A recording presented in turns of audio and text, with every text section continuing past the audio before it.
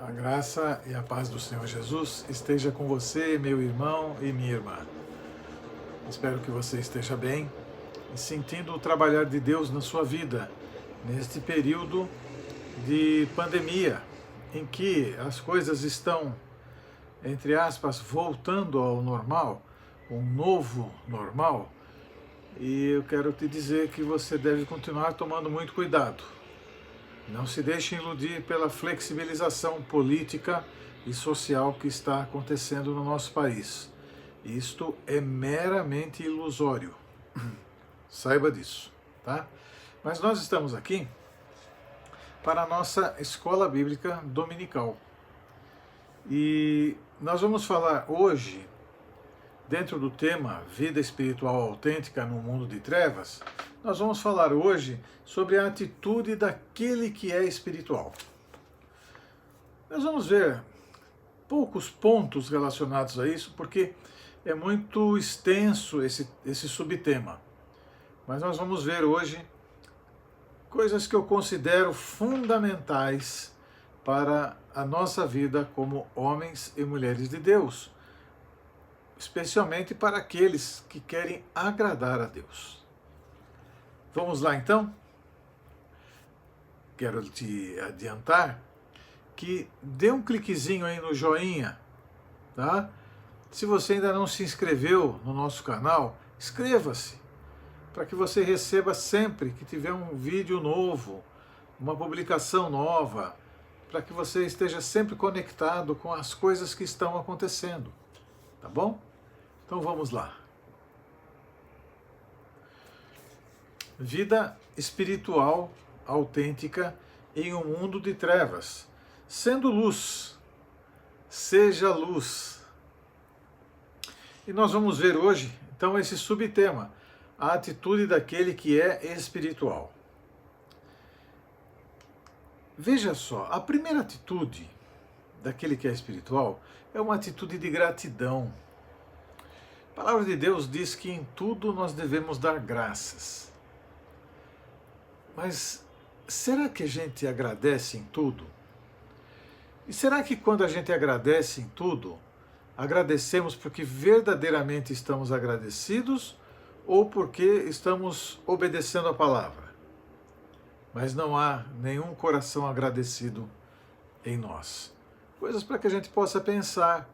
Porque muitas vezes as pessoas falam assim para mim: eu agora só estou dando graça. Eu só estou dando graça. Muito bem. Tá? Mas qual é a tua motivação para agradecer? Qual é a motivação para ter um coração grato a Deus por tudo que Ele fez, por tudo que Ele faz e por tudo que Ele vai fazer? Mas a primeira atitude realmente é a gratidão. É a atitude de gratidão. E a palavra de Deus, aqui em Efésios 5, de 18 a 20, ele diz: não se embriaguem com vinho, que leva à libertinagem, mas deixem-se encher pelo Espírito, falando entre si com salmos, hinos e cânticos espirituais, cantando e louvando de coração ao Senhor, dando graças constantemente a Deus Pai por todas as coisas, em nome de nosso Senhor Jesus Cristo. Veja só, né? Cantando e louvando de coração ao Senhor. Não é com as palavras tão somente, mas é de coração. Dando graças constantemente. Essa exortação segue a ordem de encher-nos do Espírito. Esta é uma característica de uma pessoa espiritual. É uma pessoa cheia do Espírito Santo. É uma pessoa que ela está constantemente ligada com Deus. A expressão constantemente, nesta passagem, significa sempre. Ou seja, em todas as circunstâncias, sem exceção e sem justificativa. Olha que bacana. Olha que bacana. Seguir a palavra de Deus não deixa dúvida de como você deve proceder, de como você deve se posicionar. Isso significa que uma atitude amarga, ou uma crítica exagerada, ou um descontentamento que gere sentimentos ruins, não são características de uma pessoa espiritual. Isso não quer dizer que a pessoa espiritual não possa ter momentos em que tais atitudes possam acontecer, porém é algo pontual e não um estilo de vida. Tem que ficar bem claro isso. Não é um estilo de vida da pessoa espiritual, daquele que tem atitudes espirituais, daquele que ele tem uma vida espiritual autêntica neste mundão de trevas. Outro caso é que em muitos momentos a crítica se faz necessária, pois pode ser resultado de discernimento. Mas vale lembrar que palavras devem ser ditas sempre em amor. Sempre em amor. Só assim poderão ser construtivas. O que não é diferente com a crítica. Ao criticar, não precisa destruir a outra pessoa com palavras. Não precisa colocá-la para baixo definitivamente. Não. Você pode tecer uma crítica sem destruir a pessoa, sem abalar a pessoa, simplesmente mostrando qual é a verdade em relação àquilo, a crítica de uma forma amena e construtiva, que ela melhora o ser humano para o momento seguinte e não tira ele de cena, matando suas expectativas.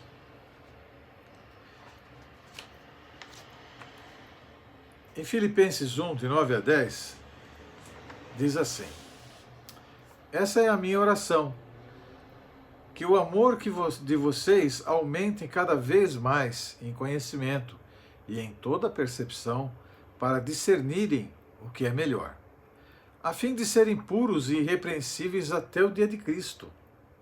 Notem as palavras conhecimento e discernir.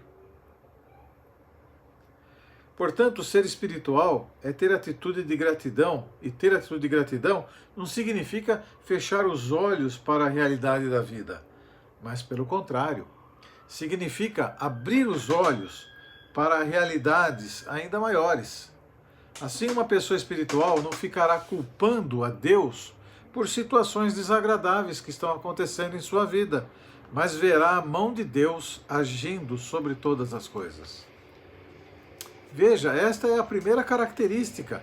É a primeira característica do ser espiritual, daquele que é espiritual, é ter um coração agradecido e ter atitudes de gratidão.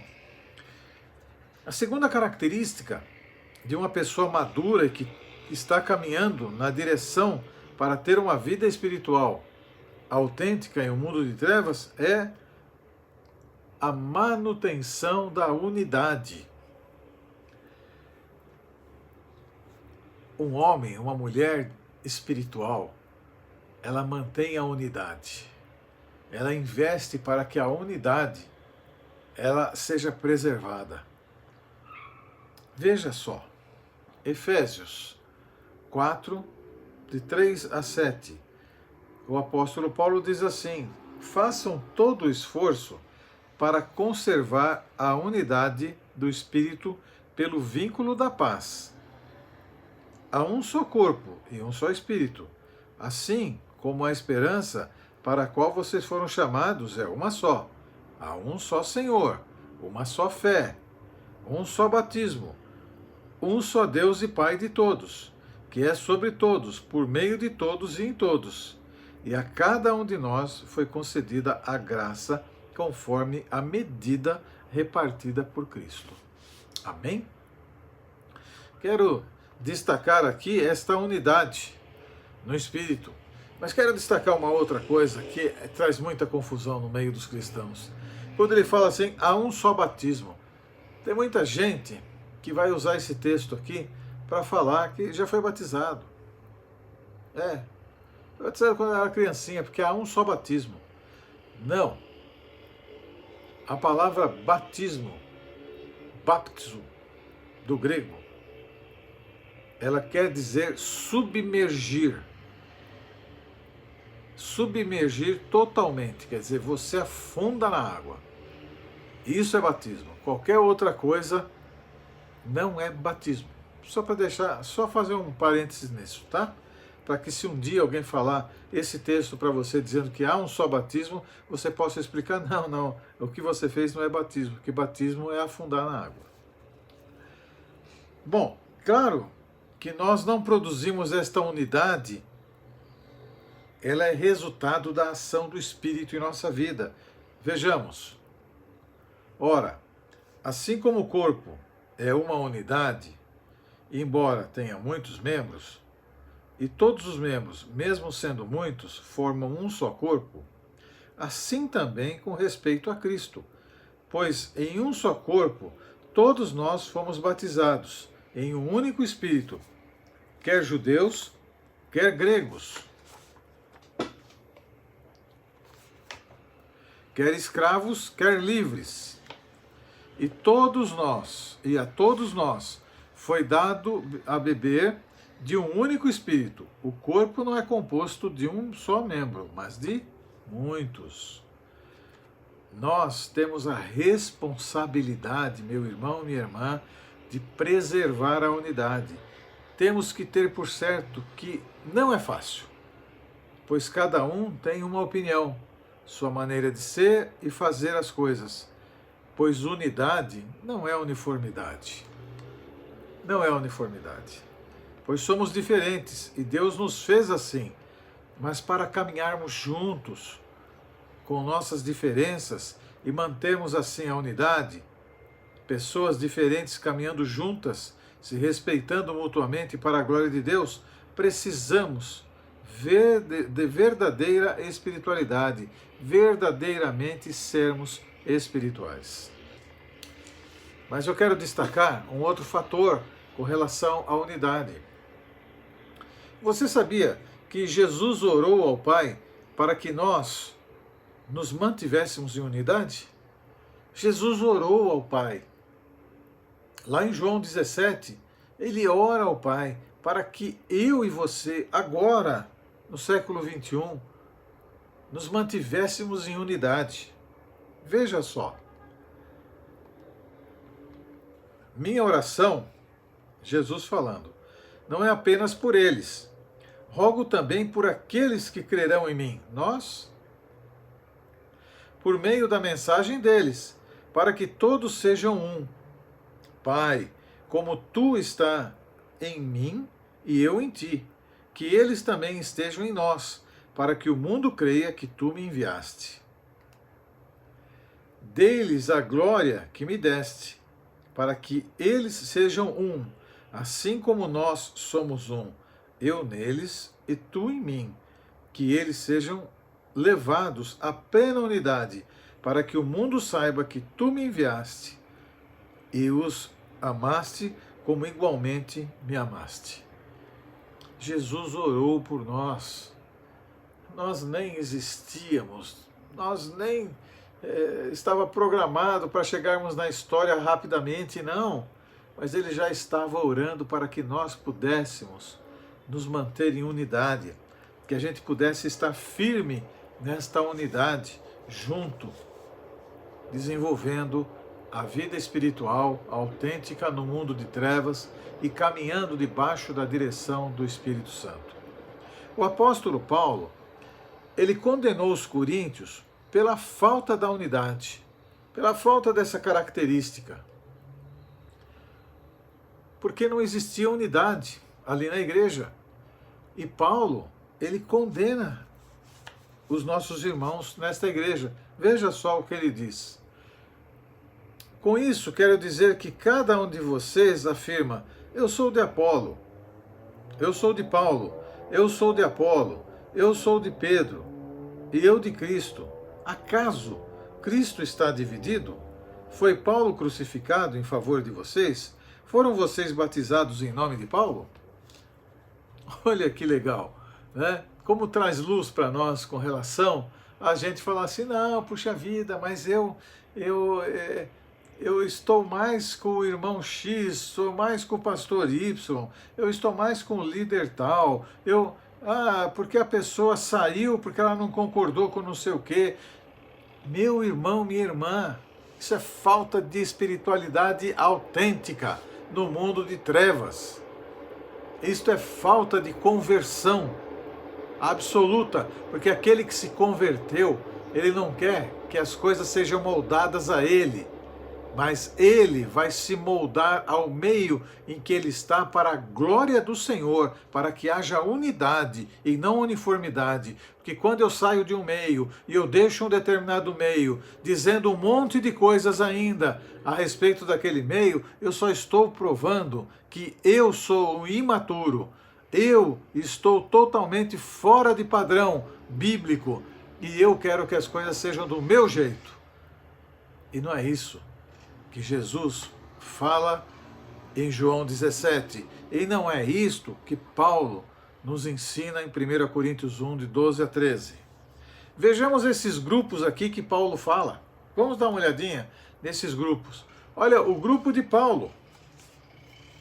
O grupo de Paulo, veja só, proveniente era o mais numeroso, composto por pessoas que que haviam se convertido através de Paulo e se mantinham ligados a ele.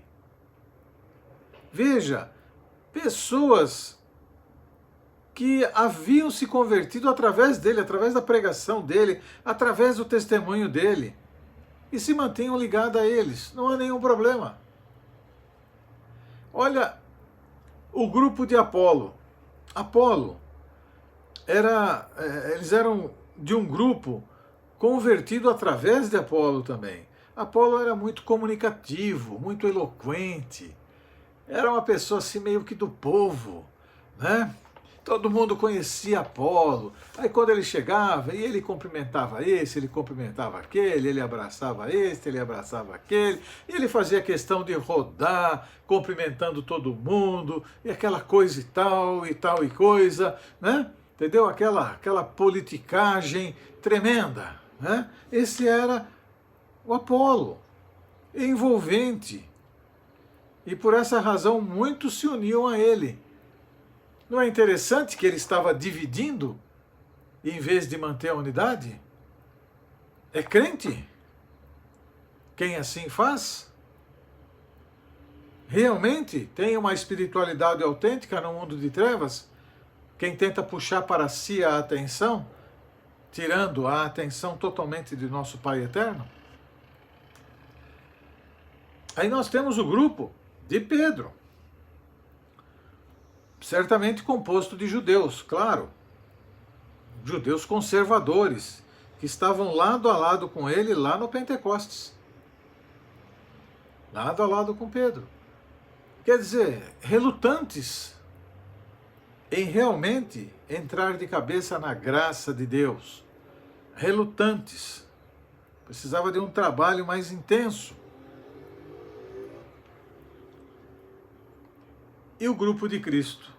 Era o grupo que se sentia mais espiritual, mas na verdade eram os mais difíceis, pois pareciam ser orgulhosos por se sentirem seguidores de Cristo. Veja que falta de espiritualidade. Esses 4 grupos deixaram claro para mim e para você na palavra de Deus e combatidos veementemente pelo apóstolo Paulo. Diante de toda essa divisão, o apóstolo Paulo falou em alto e bom som que isso era carnalidade, pois a atitude deles não preservava a unidade no Espírito. Em 1 Coríntios 3,3, não vamos abrir lá, não, eu só vou ler para você. Diz assim: porque ainda são carnais. Por quê? Visto que há inveja e divisão entre vocês, não estão sendo carnais e agindo como mundanos? Olha que puxão de orelha que ele dá. Não há espiritualidade, meu irmão, minha irmã, aonde existe divisão. Não há espiritualidade. Há um pensamento espiritual. Há uma forma deformada da espiritualidade. E a espiritualidade autêntica, ela é vista até a distância. Não precisa nem chegar muito perto. Devemos guardar, meu irmão e minha irmã, e manter a unidade. Chegamos aqui ao final desta Escola Bíblica Dominical e eu quero deixar com você o texto de Filipenses 2, de 1 a 15, que você possa ler à luz de tudo que nós conversamos nesses 20 minutos. Que você possa ler à luz de tudo que nós conversamos.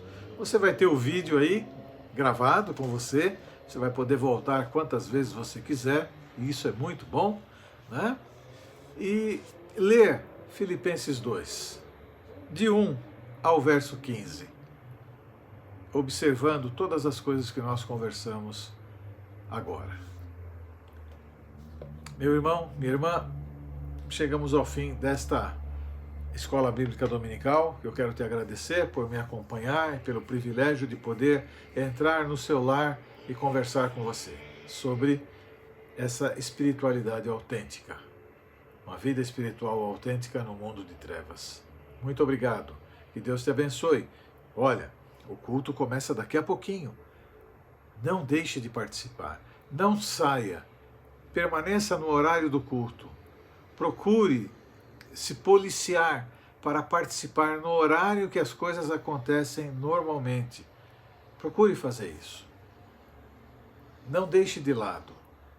Assuma este compromisso com você, com a igreja e com Cristo, de estar neste horário disposto, disposta a participar conosco. Então eu te espero daqui a pouquinho para louvarmos ao Senhor, engrandecermos o seu nome, lermos a palavra e participarmos da meditação em nome de Jesus. Até daqui a pouco, Deus te abençoe.